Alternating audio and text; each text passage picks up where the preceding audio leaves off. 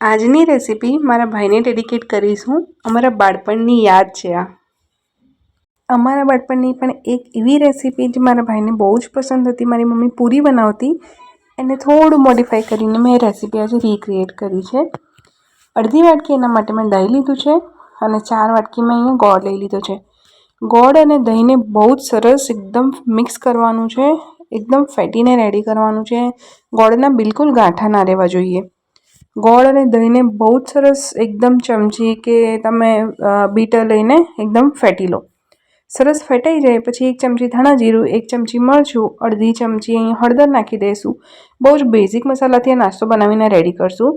અડધી ચમચી અજમો હાથમાં મસળીને નાખી દઈશું એટલે સ્વાદને સુગંધ બંને સરસ આવી જાય. સરસ મજાનો બહુ જ ઇઝી નાસ્તો છે, બનાવીને એકવાર ચોક્કસ ટ્રાય કરજો. 1 ચમચી ગરમ મસાલો, 1 ચમચી આમચૂર અને 1.5 ચમચી મીઠું નાખ્યું છે. 2 ચમચી તલ નાખી દઈશું, સાથે 1 ચમચી વરિયાળી અને 2 ચમચી જેવું તેલ નાખશું. હવે નાસ્તો ઉપરથી ક્રિસ્પી ને અંદરથી સોફ્ટ બને એટલા માટે 1 ચપટી જેવો સોડા નાખી દઈશું એટલે નાસ્તો એકદમ ક્રિસ્પી અને અંદરથી એકદમ સોફ્ટ બનીને તૈયાર થશે. સરસ બધા મસાલા મિક્સ થઈ જાય એટલે 1 વાટકી બાજરીનો લોટ, અડધી વાટકી સૂજી અને અડધી વાટકી અહીંયા નોર્મલ રોટલીનો આપણો સાદો ઘઉંનો લોટ આવે એ ત્રણેય લોટ નાખી દેવાના. 1.5 ચમચી આદુ લસણ મરચાંની પેસ્ટ નાખીશું. તીખું તમે ખાઈ શકો એ પ્રમાણે ઉપર નીચે કરી શકો. 1 વાટકી સેટ કરી લેવાની, એ જ વાટકીના માપથી બધું નાખવાનું. હવે 1 વાટકી મેં જે સેટ કરી છે એ જ વાટકીના માપે 2 વાટકી અહીંયા મેં મેથીના પાન લઈ લીધા છે. આમાં દાંડલા નહીં લેવાના, ફક્ત મેથીના પાન લેવાના. સરસ કાપીને ધોઈને અહીંયા આપણે વાપરી છે. 1 પણ ટીપું પાણી નાખ્યા વગર આ લોટ રેડી કરીશું. હવે નાની નાની ગોળીઓ બનાવીશું. જો એક રીત આ છે કે હાથમાં આવી નાની નાની થેપલી જેવું બનાવીને એનો નાસ્તો, એનો વડું રેડી કરી લઈશું.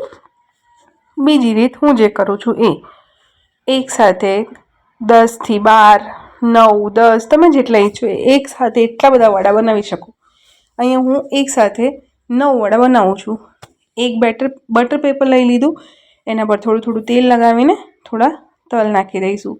તલ નાખવાથી નાસ્તો પર ક્રિસ્પ તો થાય જ, પણ દેખાવમાં પણ બહુ જ ફાઇન લાગે. બસ નાની નાની જે ગોળીઓ વાળી છે આપણે એ તલ ઉપર મૂકી દેવાની.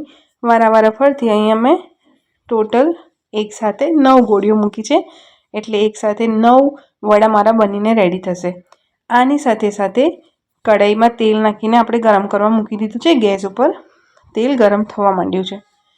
હવે એક ચપટી હોય નીચેથી એવી વાટકી કે ડીશ લઈ લેવાની, એની મદદથી વડાને હલકા હાથે દબાવી લેવાના.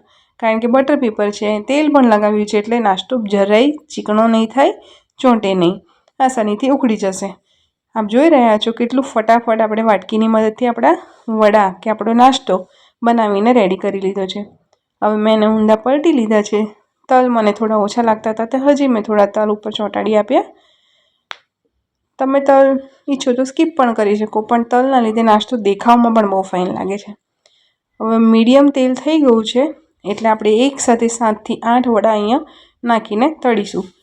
ગેસ બહુ ફાસ્ટ નથી રાખવાનો કે એકદમ ધીરો પણ નથી રાખવાનો. એકદમ તેજ આંચ ઉપર કરશો તો ફટાફટ બળી જશે ને ટેસ્ટ કડવો આવશે.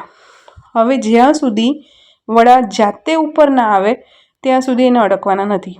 તેલમાં એકવાર બધા વડા ઉપર તરવા માંડે પછી સ્પૂન કે ચપ્પુની મદદથી એને અલટ પલટ કરવાના અને મીડિયમ આંચ ઉપર જ સરસ બંને બાજુ ગોલ્ડન બ્રાઉન થઈ જાય એવા અહીંયા તળી લેવાના. બહુ જ ઝાઝા તળવાની જરૂર નહીં પડે. બહુ વધારે તળશો તો ટેસ્ટ કડવો આવશે કારણ કે આપણે બાજરી યુઝ કરી છે. આ થઈ ગયો સરસ મજાનો નાસ્તો, ફટાફટ બની જાય એવો. અહીંયા ખાવા માટે બિલકુલ તૈયાર. જો બાળકોને આપો તો તમે કેચઅપ સાથે સર્વ કરી શકો અને મોટાને આપો તો આમાં લીલી આપણી ધાણાની ફુદીનાની જે ચટણી આવે એની સાથે સર્વ કરો. બાળકોને સ્કૂલમાં પણ આપી શકાય. આ નાસ્તો 15-20 મિનિટ પડી રહેશે પછી એનો ટેસ્ટ ઓર વધારે સરસ આવશે. મેથી જતી રહે પહેલાં નાસ્તો એકવાર બનાવીને ફટાફટ ટ્રાય કરી લેજો. બાળકોને મોટાને બધાને પસંદ આવશે. સ્વાદમાં પણ બહુ જ મસ્ત હોય છે.